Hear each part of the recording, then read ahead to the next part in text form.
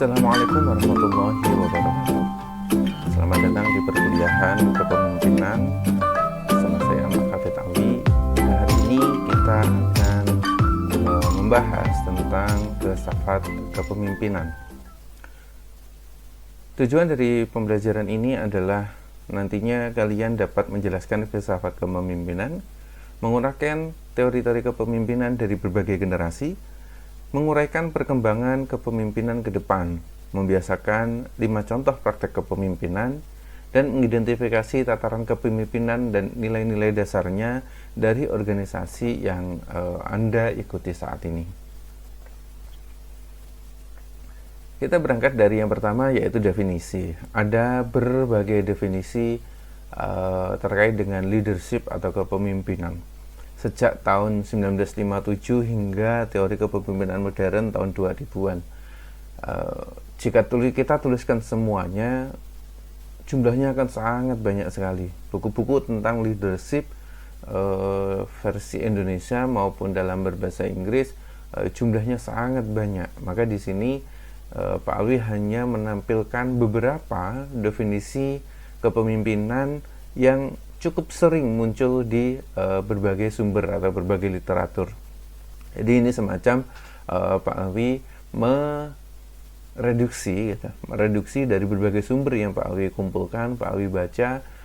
Ada beberapa nama yang memang kebetulan sama gitu ya dari berbagai sumber, dan setelah dikumpulkan setidaknya 5 ini yang bisa mewakili bagaimana definisi kepemimpinan versi lampau hingga definisi kepemimpinan modern gitu atau tahun 2000-an sekian.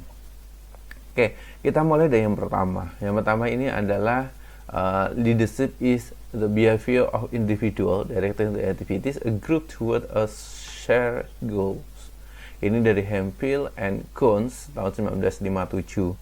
Kemudian dari tahun 1957 ini dikembangkan lagi pada tahun 1978, yaitu muncul definisi baru, bukan hanya terkait dengan behavior, tapi leadership is the influential increments of and above mechanical competence with the routine the activity of the organization. Artinya fokusnya lebih kepada influential, bukan lagi behavior, tapi influential. Kemudian definisi berkembang lagi menjadi leadership is the ability of individual to influence. Jadi yang awalnya hanya pengaruh saja, kemudian di sini mulai muncul perkembangan terkait dengan leadership, bukan hanya ke fokusnya pengaruh, bukan ke pengaruh, tapi ke ability sekarang. Maknanya apa? Kalau sudah ada ability, berarti itu kan ada sesuatu yang bisa di-adjust, ada sesuatu yang bisa di-improve gitu, terkait dengan leader. Di sini keterangannya adalah the ability of an individual to influence, motivate, and enable others to contribute towards the effectiveness and success of the organization. Mulai berkembang lagi bukan hanya influence, tapi ada motivate and enable others to contribute. Jadi bagaimana anggota-anggota yang ada dalam organisasi itu dapat berperan dalam organisasi itu. Kemudian definisi ini berkembang lagi berdasarkan Gareth Jones dan Jennifer George. Kepemimpinan adalah proses di mana seorang individu mempunyai pengaruh terhadap orang lain dan mengilhami. Muncul kata lagi mengilhami, memberi semangat sama seperti tadi motivate, memotivasi dan mengarahkan kegiatan mereka guna membantu tercapainya tujuan kelompok atau organisasi. Dan definisi ini berkembang lagi, ada Stephen, ada Richard, dan sebenarnya masih banyak yang lain, tapi ini yang paling sering muncul, di mana kepemimpinan itu mempengaruhi suatu kelompok ke arah tercapainya tujuan. Itu secara sederhana. Sedangkan definisi kepemimpinan menurut Richard itu adalah kemampuan mempengaruhi orang yang mengarah kepada pencapaian tujuan. Oke, dari berbagai definisi pada tahun 1957 berkembang ke 78, 99 hingga 2003, maka kita bisa menarik beberapa benang merah dari kata kunci yang muncul dari setiap definisi. Ya, menurut kalian apa saja nih kata kunci yang bisa kita gunakan, yang bisa kita tangkap sehingga kita bisa menyimpulkan bahwa oh, unsur leadership itu ada ini saja gitu. Oke, kita akan berikan tanda di mana yang menjadi kata kunci. Kata kunci kita ambil dari kata yang maknanya bisa mewakili definisi itu ya. Misalkan dari yang pertama, leadership is the behavior on individual directing the activities a group toward a shared goals. Jadi jika kita lihat ada beberapa hal yang sama. Yang pertama tentang goals, tujuan. Terus kemudian ada influential atau influence. Kemudian hampir di semua definisi setelah tahun 78. Bayangkan setelah tahun 78 definisi leadership berkembang menjadi influential atau mempengaruhi orang. Makanya ada sering tuh kalau kalian lihat buku-buku di luar sana, judulnya 100 tokoh yang paling berpengaruh di dunia. Pasti semuanya adalah seorang pemimpin. Entah itu pemimpin bangsa, pemimpin di kemasyarakatan, pemimpin organisasi keagamaan gitu ya. Kenapa harus orang-orang yang berpengaruh itu adalah harus seorang pemimpin gitu? Kenapa bukan misalkan 100 orang paling berpengaruh di dunia gitu? Terus kemudian ada salah satu nama teman kalian gitu ya, yang masih mahasiswa. Pasti tidak akan terjadi gitu. Yang terjadi adalah pemimpin pada saat itu. Karena memang kata kuncinya itu bukan hanya goals tapi pengaruh atau mempengaruhi. Berikutnya ada juga kepatuhan gitu ya, kepatuhan ini berkaitan dengan directing ya, berkaitan dengan directing. Terus kemudian di sebelah kanan itu kemudian dikembangkan lagi kata directing menjadi arahan atau directives. Nah, directives ini mengarahkan, jadi pemimpin itu definisi pada tahun 1978 berkembang ke depan, berkembang semakin modern, itu ternyata juga ada kepatuhan. Sebenarnya kepatuhan pada apa? Di sini kepatuhannya, kalau saya memaknai kepatuhannya lebih kepada aturan dalam organisasi itu, bukan kepatuhan pada sosok ya, bukan kepatuhan pada sosok. Jadi aturannya, kepatuhannya adalah kepatuhan pada ADART, definisinya seperti itu, pada norma organisasi itu. Nah, setiap orang yang mengikuti organisasi yang terstruktur dan rapi itu pasti memiliki yang namanya ADART, anggaran dasar dan anggaran rumah tangga. Dari organisasi paling kecil hingga organisasi yang sifatnya besar, seperti keagamaan, kemudian di keagamaan ada Muhammadiyah, ada NU dan lain sebagainya. Kemudian di politik itu selalu ada ADART. Nah, kepatuhan seseorang itu dalam organisasi maknanya adalah kepatuhan terhadap ADART, karena ADART itu adalah aturan tertinggi dalam sebuah organisasi, bukan pemimpin ya. Jadi pemimpin saja itu tidak bisa membuat aturan. Yang membuat aturan adalah kesepakatan orang-orang yang ada di dalam organisasi itu. Aturannya seperti apa disepakati dalam ADART. Jika ada kesalahan, jika ada kesengajaan berbuat salah gitu dalam organisasi, ya maka dijatuhi hukuman sesuai dengan ADART gitu. Bukan berarti misalkan ada sebuah organisasi, terus ada ketua, terus ada bawahan, ada staffing misalkan di situ, ada anggota misalkan. Terus kemudian ketika anggota salah, maka yang berhak menghukum adalah ketua, kemudian dengan aturan ketua. Itu tidak ada seperti itu dalam organisasi. Yang ada adalah dihukum sesuai dengan ADART yang telah disepakati. Bahkan ketika ketua melakukan kesalahan atau pemimpin organisasi itu melakukan kesalahan, maka dia juga akan dikenakan sanksi serupa atau sanksi yang sama berdasarkan ADART gitu. Makanya ada namanya kepatuhan. Berikutnya ada arahan ya. Di sini yang cukup menarik juga ada kata arahan atau mengarahkan. Nah, arahan ini terkait dengan apa? arahan itu terkait dengan strategi biasanya, terkait dengan strategi. Makanya setiap organisasi biasanya juga memiliki yang namanya renstra gitu ya, rencana strategis. Nah, rencana strategis itu juga disepakati oleh anggota gitu ya, disepakati oleh anggota, dipahami oleh anggota, sehingga anggota ngerti jalurnya kemana organisasi ini dan bagaimana tracknya gitu ya. Ketika jalur organisasi tidak sesuai, pelaksanaannya tidak sesuai dengan jalurnya, maka harus diarahkan kembali, dikembalikan ke tujuan gitu ya. Makanya harus ada goals juga. Goals itu ujung dan akhir ya. Jadi dalam organisasi, goals itu adalah awal dan akhir.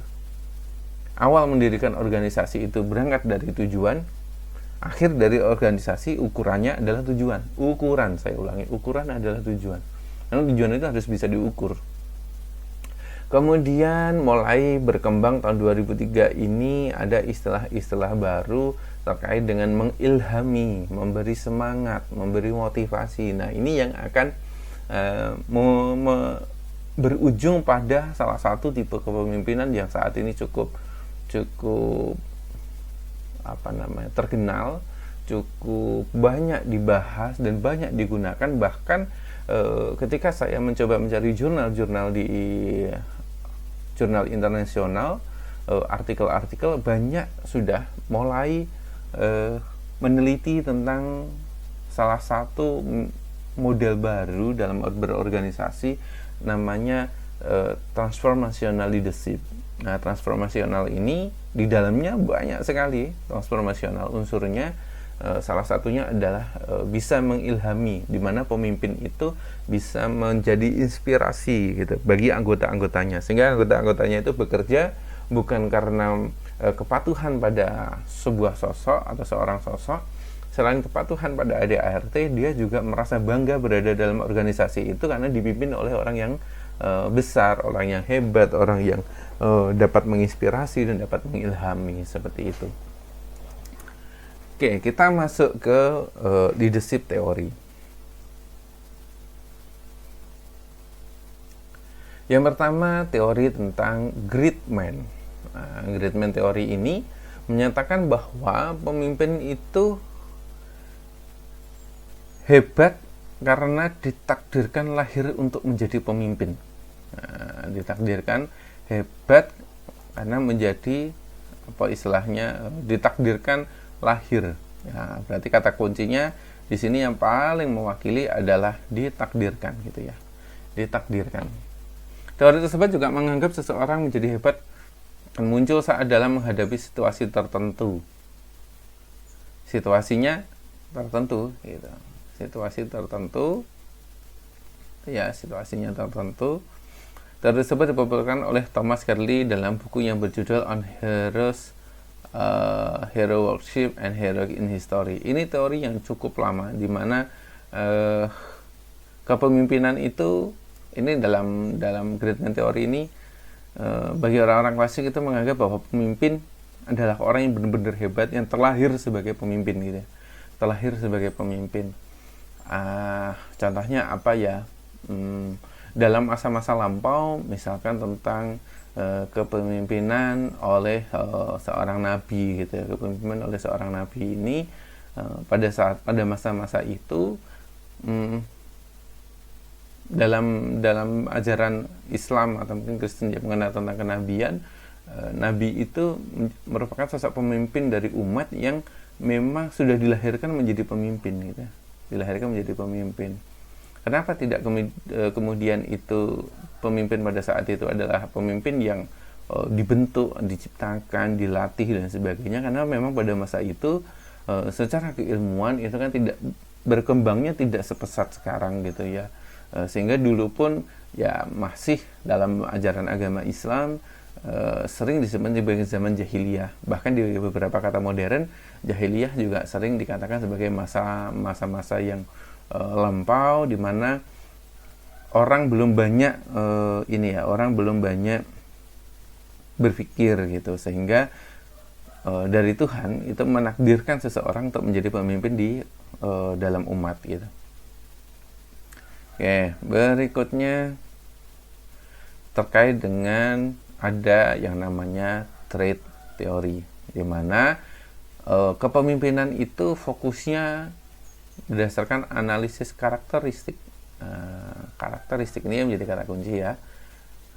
Karakteristik bisa dari mental, fisik, maupun sosial, yang mendapatkan lebih banyak pemahaman tentang karakteristik dan kombinasi karakteristik yang umumnya di antara para pemimpin. Nah, ini biasanya menganggap keberhasilan seseorang ini tergantung pada sifat kepribadian. Keberhasilan itu berdasarkan apa? Sifat dari kepribadian seseorang. Pokoknya ada sosok-sosok pemimpin pada zaman dulu juga itu yang memiliki kepribadian yang sangat baik gitu ya, kepribadiannya sangat baik, sehingga dia dianggap sebagai pemimpin yang paling layak gitu. Dimana rata-rata pemimpin yang seperti ini memiliki kepribadian yang stabil dengan ketenangan emosional gitu ya, ketenangan emosional. Kemudian dia juga bisa mengakui kesalahan, ada keterampilan interpersonal yang baik dan pengetahuan yang sangat luas. Presiden-presiden kita contohnya di tahun-tahun yang lalu itu banyak yang karakternya kuat di sini gitu. Misalkan kayak Gus Dur, terus kemudian Bapak B.J. Habibie dan pemimpin-pemimpin sebelumnya itu rata-rata memiliki stabilitas yang sangat tinggi, bisa mengakui kesalahannya, terampil secara interpersonal, dan memiliki pengetahuan yang sangat luas gitu ya, terkenal sebagai orang yang memiliki kepribadian yang sangat baik sehingga menjadi panutan gitu, Teori berikutnya ini adalah behavioral theory, di mana teori ini berfokus pada perilaku pemimpin daripada karakteristik mentalnya. Jadi dia lebih mengutamakan perilaku. Jadi perilaku ini dibandingkan dengan karakteristiknya gitu ya, dibandingkan dengan karakteristiknya. Baik karakteristik mental, fisik maupun sosial. Nah, keberhasilan seorang pemimpin ini ditentukan oleh perilakunya. Jadi sikap yang dilihat oleh masyarakat itu ya, sikap yang dilihat oleh masyarakat. Dalam melaksanakan fungsi-fungsi kepemimpinan, perilaku tersebut dapat dipelajari atau dilatih. Memang ini dapat dipelajari atau dilatih. Banyak ya pemimpin-pemimpin yang dilahirkan oleh akademi, itu rata-rata sifatnya adalah behavioral theory, karena memang dia dilatih dan diajari di situ. Lebih mengutamakan ke perilakunya gitu ya, perilaku yang baik, perilaku yang disiplin, itu biasanya akan menjadi pemimpin. Nah, biasanya pemimpin ini dilahirkan dari akademi, ada kepolisian, ada TNI dan sebagainya. Berikutnya contingency teori. Nah, contingency ini teori yang beranggapan bahwa tidak ada cara yang paling baik untuk memimpin dan menyatakan bahwa setiap gaya kepemimpinan harus didasarkan pada situasi dan kondisi tertentu. Kata kuncinya di sini adalah situasi dan kondisi tertentu. Dia memimpin, tapi dengan gaya kepemimpinannya harus didasarkan pada situasi dan kondisi tertentu. Makanya biasanya teori seperti ini, seorang pemimpin itu bisa berhasil di satu tempat, tapi di kondisi di tempat lain dia belum tentu bisa sebaik di tempat awal gitu ya. Di tempat awal dia sangat baik sekali gitu ya. Kemudian karena prestasinya itu akhirnya dia dipindahkan. Dia dipindahkan untuk memimpin organisasi yang lain yang bisa jadi berbeda gitu ya, berbasis berbeda. Nah, ternyata kinerjanya malah turun di tempat itu gitu ya. Turun di tempat itu. Dan dia tidak bisa mengubah faktor yang ada di sekitarnya. Maka kepemimpinan itu, kontingensi itu juga sering dikenal sebagai kepemimpinan situasional. Jadi kalau kalian lihat, misalkan ada pemimpin di sebuah organisasi gitu ya, di sebuah organisasi baik di pemerintahan atau di luar pemerintahan, jika kalian melihat dia berprestasi di organisasi itu, kemudian dianggap layak untuk memimpin, kemudian dia dipindahkan. Nah, setelah dipindahkan malah dia prestasinya tidak sebesar tempat sebelumnya gitu. Maka dia tipe pemimpin yang situasional. Makanya ya model seperti ini contohnya apa? Banyak ya. Salah satu contoh mungkin biasanya kepemimpinan seorang manajer dalam sebuah tim sepak bola. Itulah kenapa dalam tim sepak bola profesional, industri sepak bola profesional itu transaksi itu bukan hanya SDM dalam bentuk pemain gitu ya. Salah satu yang menjadi transaksi di dalamnya adalah manajer gitu. Manajer yang layak di suatu tempat berhasil, misalkan di klub A dia bisa mendapatkan banyak trofi, kemudian gaya kepemimpinan itu dianggap sama si pemilik klub ini harus memimpin klub saya gitu ya. Akhirnya dia dibeli oleh pemilik klub B, kemudian diminta untuk menjadi pemimpin klub B. Nah ternyata kok dia di klub B ini tidak bisa berprestasi sebesar di klub A, maka tipe pemimpin ini termasuk salah satu tipe pemimpin yang namanya situasional gitu ya, situasional. Nah, bagaimana arah kepemimpinan ke depan? Ini sudah saya singgung tadi sebelumnya bahwa ke depan ini arahnya lebih ke arah transformasional. Jadi bagaimana pemimpin itu bisa atau memiliki langkah yang sederhana dalam mengubah pola pikir gitu ya. Jadi memang kuncinya saat ini, pemimpin saat ini adalah pemimpin yang memiliki mindset yang kuat. Mindsetnya apa? Ya growth mindset sebutannya, atau mindset tumbuh. Jadi mindset itu ada dua. Mindset itu ada mindset fixed mindset, ada growth mindset, ada growth mindset. Nah kalau yang fixed mindset ini yang tipe-tipe orang lama tadi ya, yang menganggap bahwa pemimpin itu diciptakan oleh Tuhan atau ditakdirkan oleh Tuhan. Tapi kalau growth mindset lebih pada pemimpin itu skill atau ability yang bisa diimprove gitu. Nah perlu ada pergeseran, termasuk kalian sebagai pemimpin era milenial ya, sebutannya pemimpin era milenial. Dalam memimpin organisasi bukan mengejar laba tetapi mewujudkan visi. Saya ulangi di sini, bukan mengejar laba tapi mewujudkan visi. Bukan laba tapi visi. Seorang pemimpin harus terus mengembangkan diri dan keahlian. Kalau pemimpin nggak mau belajar hal-hal baru, maka saya rasa sudah, hentikan. Jangan jadikan pemimpin gitu. Atau kalau kalian mau memilih pemimpin yang baru dalam organisasi yang sedang kalian geluti saat ini, baik organisasi di dalam kampus maupun di luar kampus, maka pilihlah pemimpin yang dia bukan mencari keuntungan di dalam organisasi itu, tapi dia lebih ke dia punya tekad untuk mewujudkan visi. Ciri-cirinya orang yang tekad mewujudkan visi apa? Orangnya selalu belajar. Selalu belajar itu bukan berarti dia kuliahnya nilainya IPK-nya tinggi ya, tidak, tapi dia memiliki pengetahuan yang luas, wawasannya luas gitu. Dia suka membaca, dia suka mengikuti pelatihan-pelatihan gitu ya. Orang yang terasah otaknya, sering pusing karena mempelajari hal-hal baru, maka dia otaknya yang paling kuat gitu. Otot-otot dalam otaknya kuat. Nah, otot-otot di dalam otak itu kan bekerjanya hampir sama dengan otot-otot yang dalam indera kita seperti tangan, kaki gitu ya. Fisik kita itu, motorik kita gitu. Motornya kita, tangan kita kalau sering dilatih, misalkan angkat barbel, ya dia akan semakin berotot. Ketika ada beban, ya dia akan ringan gitu. Sama dengan orang-orang yang pemimpin kita yang suka belajar melalui kursus, melalui ini yang dia suka pusing karena mikir hal-hal baru, maka dia sebenarnya ketika ada masalah, dia akan terlatih gitu. Dia akan terlatih. Seperti ini bisa dicari jalan keluarnya, tenang saja, kita nggak perlu panik. Misalkan kayak gitu. Tenang itu bukan meremehkan loh ya, tenang tapi kita akan temukan seluk-beluk permasalahannya dan kita cari alternatifnya, kita kriteria alternatif itu, kemudian kita evaluasi alternatif mana yang paling mungkin kita laksanakan. Nah itu tipe pemimpin yang seperti ini. Berikutnya bukan memberikan perintah tetapi melayani dan menginspirasi tim. Nah, jadi kalau jadi pemimpin yang tidak suka memerintah sembarangan gitu ya, tapi lebih bersifat inklusif dan membaur bersama tim, berjuang bersama, mengerjakan tugas-tugas secara bersama, mendengarkan keinginan dari masukan dari anggotanya. Jadi bukan pemimpin yang anti kritik ya, tapi memang yang suka mendapatkan masukan ya. Kritik itu bagus, asalkan kritik itu tidak diimbui dengan kata-kata yang sifatnya merendahkan.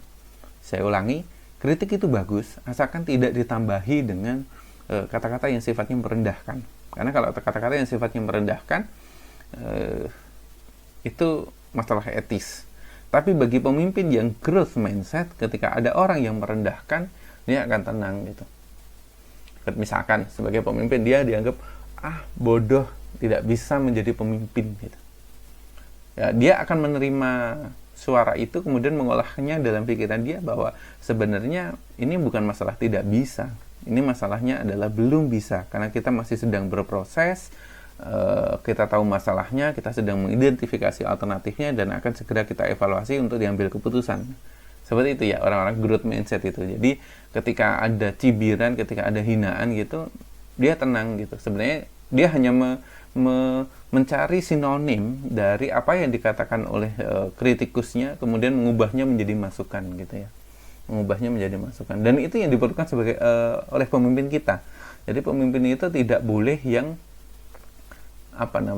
tidak boleh yang baperan. Nah, bahasanya yang sering muncul kalau kita ngikuti berita politik itu kan, politik nggak boleh baperan gitu ya.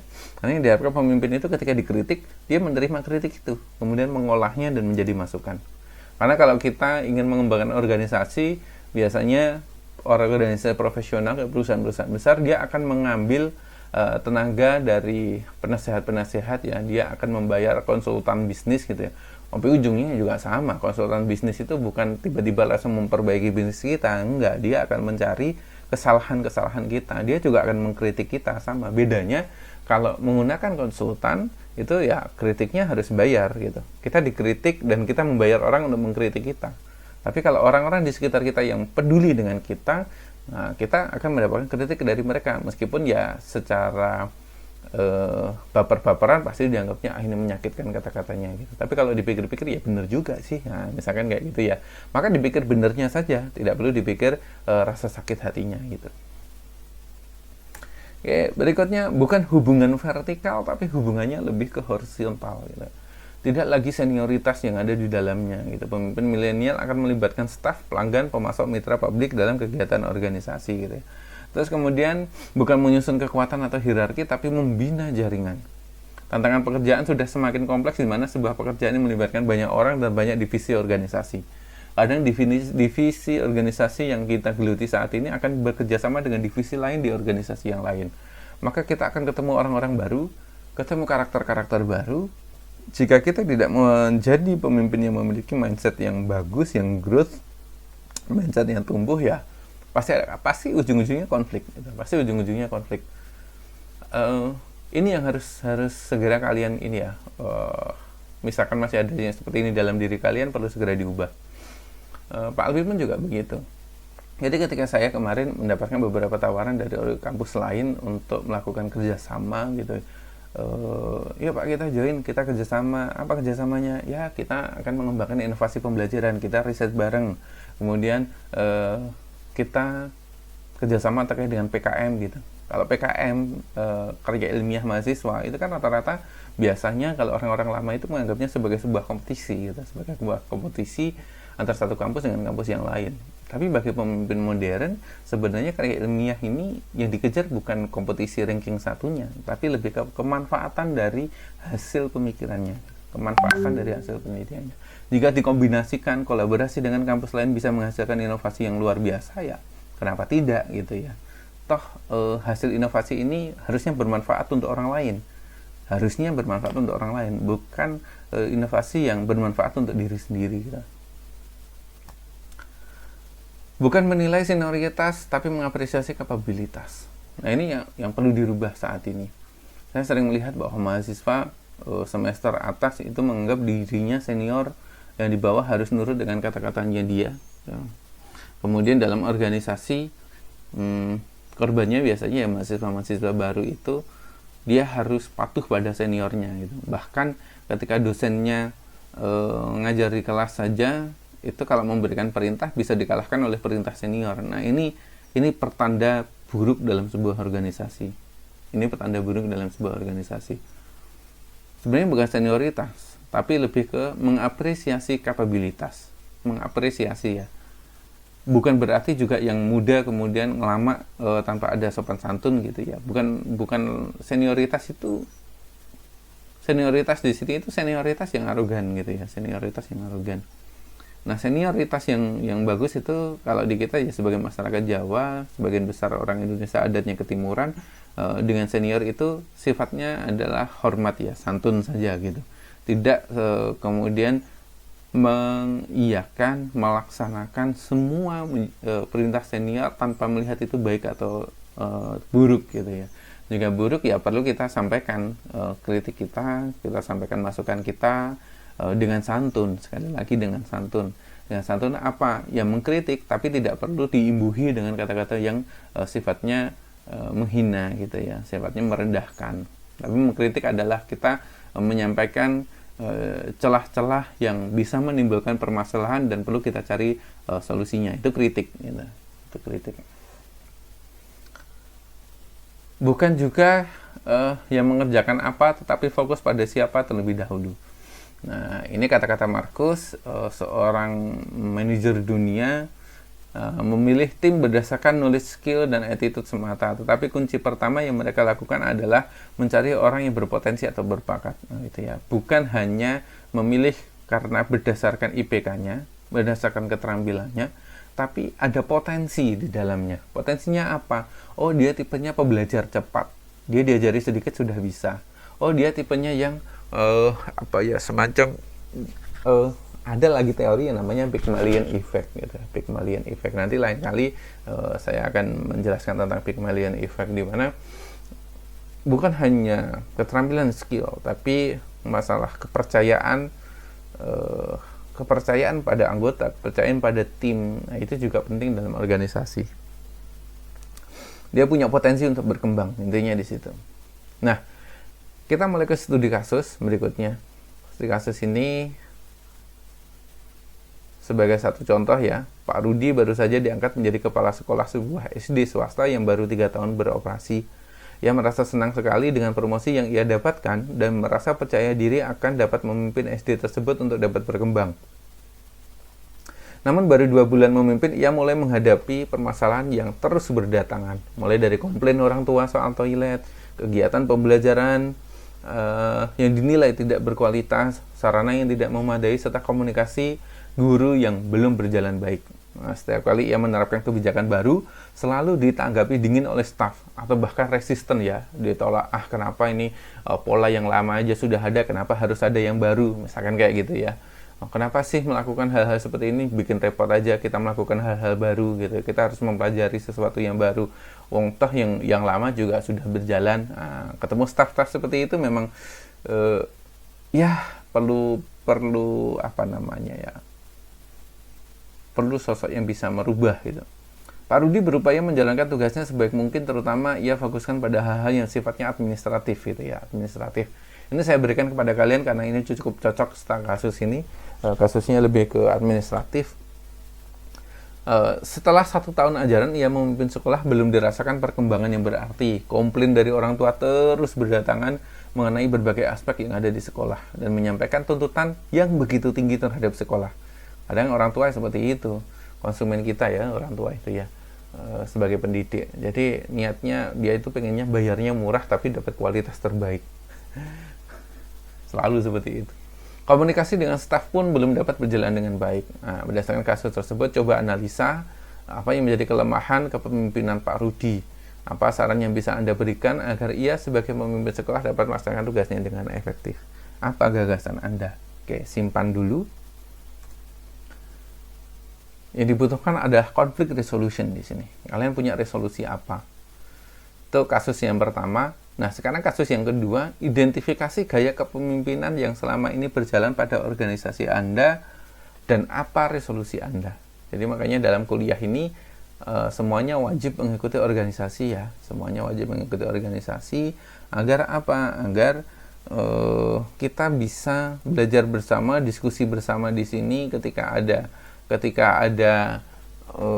permasalahan dalam sebuah organisasi. Dengan beberapa pengalaman Pak Alwi yang cukup lama dalam berorganisasi ya. Pak Alwi itu kalau organisasi terkecilnya apa ya?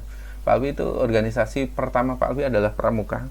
ketika Pak Alwi ikut pramuka di SD, kemudian SMP Pak Alwi juga di pramuka, SMA Pak Alwi di pramuka dan OSIS di bidang keagamaan.